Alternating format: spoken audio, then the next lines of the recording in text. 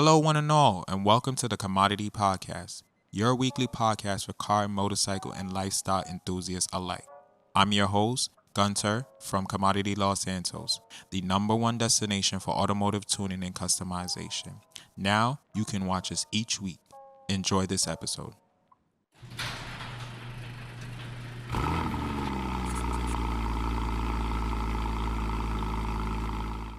Hello, and welcome back to another episode of the Commodity Podcast, a podcast for motorcycle and car enthusiasts alike. I'm your host, Gunter, and welcome to episode 17 of the Commodity Podcast. It's been a while, but we're back and feeling very refreshed. And now, we're back to have a little chit chat, give you an update on the channel and what's been going on. Like most YouTubers creating content around GTA, I would love for this channel to work and maybe for me to do this full time. Reality is, some bills need to be paid, and there's life outside of content creation. I notice a trend, specifically with content creators. It's like we all need to follow this particular trend, sort of hoping to hit the algorithm. And sometimes the content we create will gain traction, but then it's like a rat race for views and engagement, which ultimately to me just leads to burnout. Now, this little channel barely has views, but I'm proud of the 50 plus followers that I have so far. And personally, I'm seeing a growth that's happened week by week. It's very slow, but I'm seeing a growth to the channel. And I want to thank you guys for subscribing and continuing to support by viewing the videos.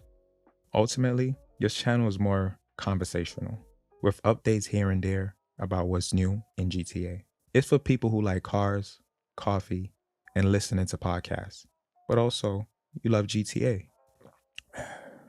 The focus of this channel is to share my goals of reaching 100 million before the last Mansion DLC or the release of GTA 6 and my journey to that goal, while discussing cars in game, new updates, and real life updates about myself. So if you're watching and you feel this episode is boring, then that's okay. And maybe this isn't for you. And that's not a good or bad thing. We all gravitate to what we like. And there's plenty of other talented GTA content creators on YouTube. It's been 2 months since our last episode, and we gained a handful of followers. To be transparent, going forward, episodes will be released periodically, but on their respective release dates. I took a leave of absence, so to speak, but really, I lost access to my student account on my Adobe account, which increased the cost of using the program drastically. If you're not familiar, Adobe is a video editing software, which is how I'm able to create the content you see on YouTube and Instagram. I lost the discount in November and decided not to pay for the following month, which was September. With no way of releasing content, I just chill. In life, I've learned that you can't make things you can't control stress you out. And that's a quote from a Jamaican mom. So I played online as if I didn't need to record any content and continue my goals to 100 million, which I'll explain more later on. I sold 2 vehicles during this time, not for any particular reason. These were vehicles that I didn't use while playing online. So it just makes sense to sell and see what I can get for these vehicles. The first vehicle I sold was in late September, and this was the Obey 10F. One of my better spec cars, the Obey 10F is based on the Audi R8 and is one of the fastest cars in the sports car class. I originally paid $1,675,000 and purchased it for the test car series. Sometimes, if I test the vehicle and it performs well, I'll keep the vehicle. In this case, I kept the 10F, but I never really used it. And basically by selling the 10F, I know I can get some money back that I originally spent on purchasing the vehicle. Ultimately, I sold a car and I got 1.1 million back for the 10F. The next vehicle was the Karen Avron RS, which I modified to look like a badass drag truck. But this too was for the test drive series. And I knew at some point I was going to sell this as well. So when I sold the Avron RS, I got about 500,000, I think, for it, which kind of baffled me because I paid 1.6 million for it. But I think this happened because I sold a few Sentinels from the M3 E92 competition inspired collection before I sold the Everon. These were the cars that was in the auto shop, which I did a video on not too long ago. And when I went to sell the Everon, I think because I did I sold these vehicles first, I received a lower payout for the Everon than I normally would, which I think would be around maybe like a million, 1.1 million, somewhere around that ballpark. Here's a tip. The next time you plan on selling more than one personal vehicle from your garage, sell one per real life day. This way, you can earn the maximum payout per vehicle. Also, during my leave of absence, so to speak, one early morning, I drove the PR4 F1 on Route 68. Let's check out that clip.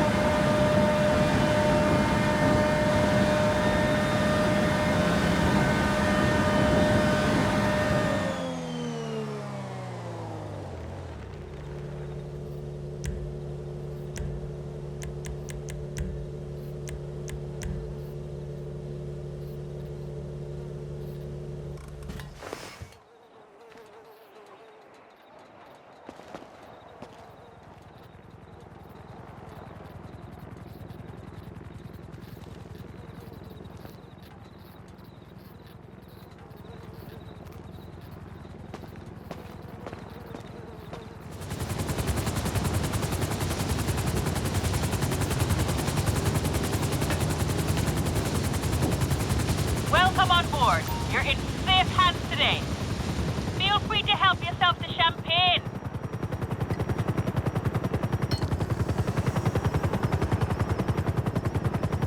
The city's more beautiful up here. On my way to the city, I also purchased the Buckingham Vestra, which is a lightweight single engine jet, which is also based on the SF50.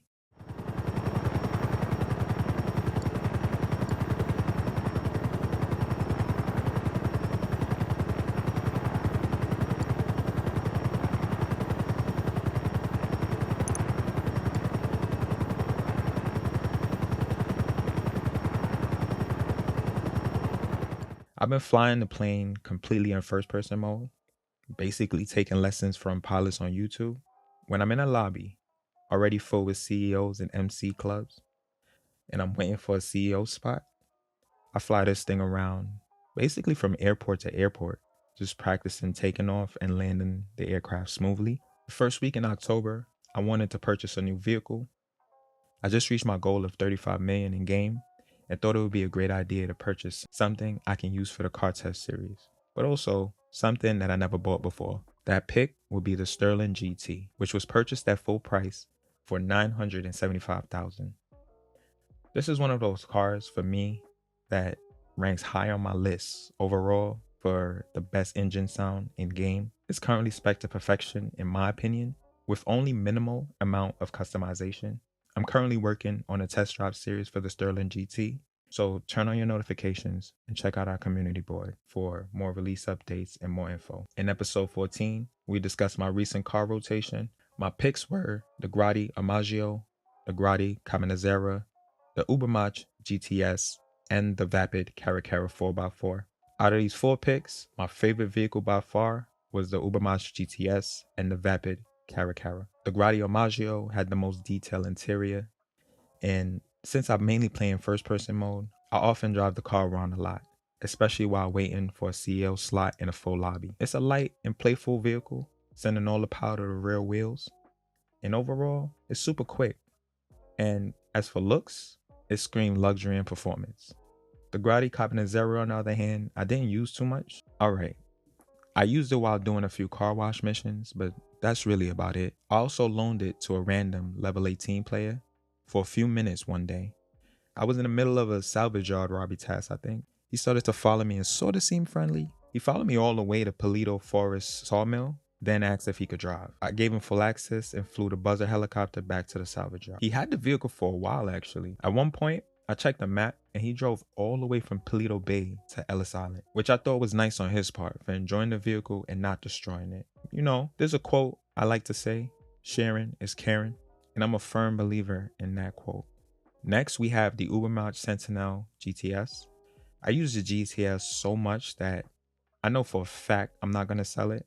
It has the looks, the performance, the sound, which is rare for Rockstar to hit all three of these criterias when releasing any vehicle in GTA Online these days.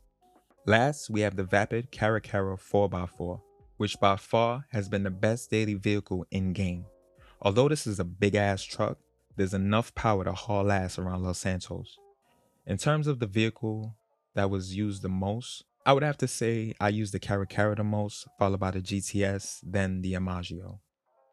This week, I'm returning both the Grotti Cabanzera and the Grotti Imaggio, and I'm keeping the GTS and the Caracara for this week until my next pick for November. Which brings me to the last thing I want to discuss. Life is about check and balances. So, although I spent $3 million during this time off, I also make sure that I earn enough to offset my spending.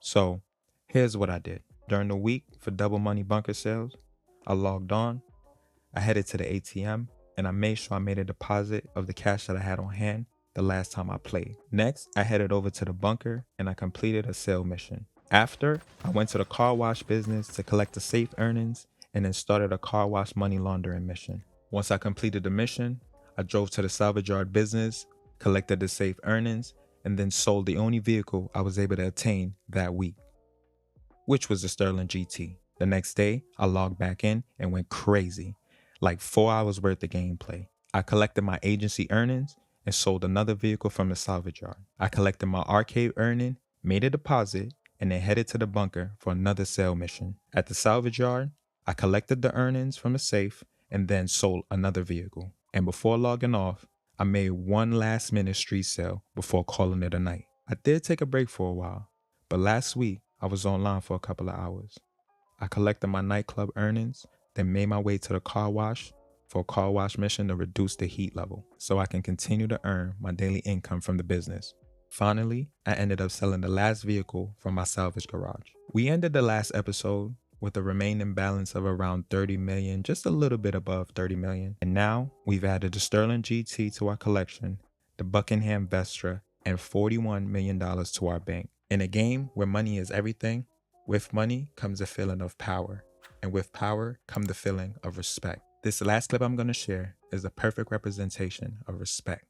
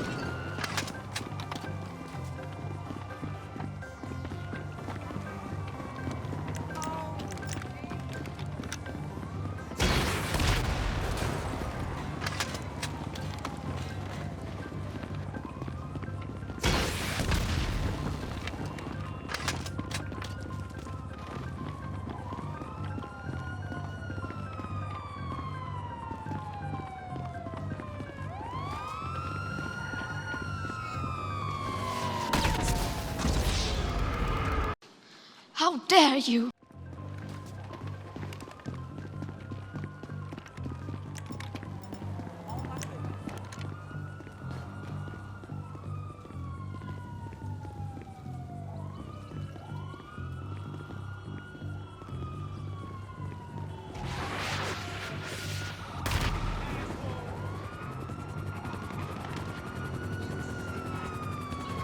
Ah, hello.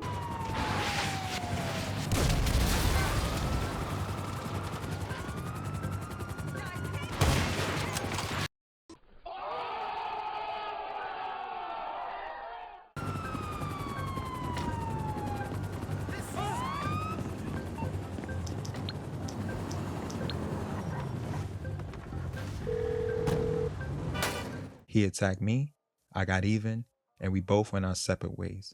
Now that's respect. As usual, if you enjoyed this episode, please subscribe, comment below, and let us know your thoughts on this episode. Don't forget to check the test drive series. The series will be released every Wednesday at 8 a.m. Eastern Standard Time, and the podcast will be updated on Saturdays at 8 a.m. Eastern Standard Time. You can get in touch with me on Instagram at Gunter Browne, or you can email me at inquire.gb@gmail.com. Thanks to all the new subscribers who subbed in the past 2 months, and thank you all for listening this week. Please join us the next time for another episode of the Commodity Podcast.